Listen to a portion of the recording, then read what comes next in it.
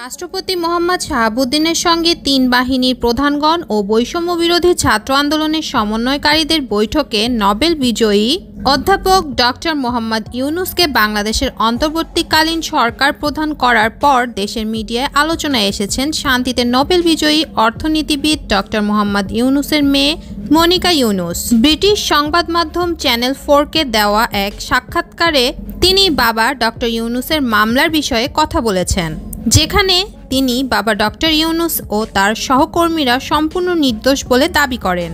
তাদের বিরুদ্ধে বাংলাদেশে যে শ্রম আইন লঙ্ঘনের অভিযোগ আনা হয়েছে তা তিনি ভিত্তিহীন বলে জানিয়েছেন। এই সংবাদটি বাংলাদেশের মিডিয়ায় প্রকাশ পেতেই আলোচনায় আসেন ইউনূস কন্যা মনিকা, যিনি ইউনূসের বড় মেয়ে, কিন্তু অনেকে হয়তো তার সম্পর্কে বিস্তারিত জানেন না। অবশ্য কারণও রয়েছে। নোবেল জয়ী মোহাম্মদ ইউনূসের মেয়ে মনিকা ইউনূস বাবার নোবেল জয়ের পর নয়, বরং এর আগে থেকেই স্বনামে ও স্ব অবস্থানে নিজেকে বিখ্যাত করেছেন। তিনি মার্কিন সোপ্রানো সঙ্গীত শিল্পী, যিনি বিখ্যাত অপেরা দল নিউ ইয়র্ক মেট্রোপলিটন অপেরা সহ বিভিন্ন অপেরা এবং সঙ্গীত দলের সঙ্গে সঙ্গীত পরিবেশন করে থাকেন। যুক্তরাষ্ট্রের দৈনিক পত্রিকা the new York Times, Charleston city paper এবং পাম বিচ ডেইলি নিউজ মনিকার কণ্ঠের ভূয়সী প্রশংসা করেছেন। নোবেলজয়ী মোহাম্মদ ইউনূসের মেয়ে মনিকার জন্ম 1979 সালে চট্টগ্রামে হলেও তার বেড়ে ওঠা মা ডেরা ফরস্তেনকোর সঙ্গে যুক্তরাষ্ট্রে। মনিকার মা যুক্তরাষ্ট্রের নিউ জার্সিতে বসবাসকারী রাশিয়ান বংশোদ্ভূত ডেরা ফরস্তেনকো। 1967 সালে ভ্যান্ডারবিল্ট বিশ্ববিদ্যালয়ে অধ্যয়ন করার সময় মোহাম্মদ ইউনূসের সঙ্গে তার পরিচয় হয় এবং 1970 সালে তারা বিবাহ বন্ধনে আবদ্ধ হন।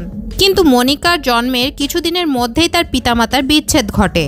পরে মনিকার মা মেয়েকে নিয়ে আমেরিকায় চলে যান। সেখানে তিনি নিজের বাবা মায়ের সঙ্গে বসবাস শুরু করেন। এরপর থেকে ডক্টর ইউনূসের সঙ্গে মেয়ের যোগাযোগ ছিল কম। 13 বছর বয়সে মনিকা ম্যাসাচুসেটসের প্রখ্যাত ট্যাঙ্গেলউড মিউজিক সেন্টারে ভর্তি হন। সেখানেই তিনি পেশাদার অপেরা শিল্পী হিসেবে পরিচিতি পান। 1997 সালে প্রখ্যাত লরেন্সভিল স্কুলে ভর্তি হবার পর তিনি জুলিয়ার্ড স্কুলে ভর্তি হন।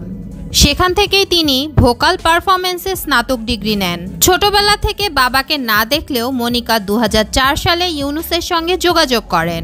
2005 সালে বাবার সঙ্গে দেখা করতে তিনি বাংলাদেশে আসেন। জানা গেছে মনিকা আরেক অপেরা শিল্পী ব্রান্ডন রেন্ডলসকে বিয়ে করেন। চ্যানেল 4কে দেওয়া সাক্ষাৎকারে মনিকা বলেন, আমার বাবা তার সারাটা জীবন একটা লক্ষ্য নিয়েই কাজ করেছেন, সেটা হলো দারিদ্র্যমুক্ত বিশ্ব প্রতিষ্ঠা করা, কিন্তু তার ও সহকর্মীদের বিরুদ্ধে মামলা করা হয়েছে। বলে রাখা ভালো, যে অভিযোগ উঠেছে সে অনুযায়ী তাদের বিরুদ্ধে দেওয়ানি মামলা হওয়ার কথা থাকলেও হয়েছে ফৌজদারি মামলা। তারা সম্পূর্ণ নির্দোষ। আমার বাবা ও তার সহকর্মীরা কোনো অপরাধ করেনি। এ সময় মামলার বিষয়ে মনিকা ইউনূসকে একাধিক প্রশ্ন করেন ব্রিটিশ সাংবাদিক ম্যাট ফ্রেই। দর্শক, ডক্টর মোহাম্মদ ইউনূসের মেয়েকে আপনার কেমন লাগলো কমেন্ট করে জানিয়ে দিন আমাদেরকে। ভিডিওটি যদি ভালো লেগে থাকে একটি লাইক দিন এবং শেয়ার করুন আপনার বন্ধুদের সাথে।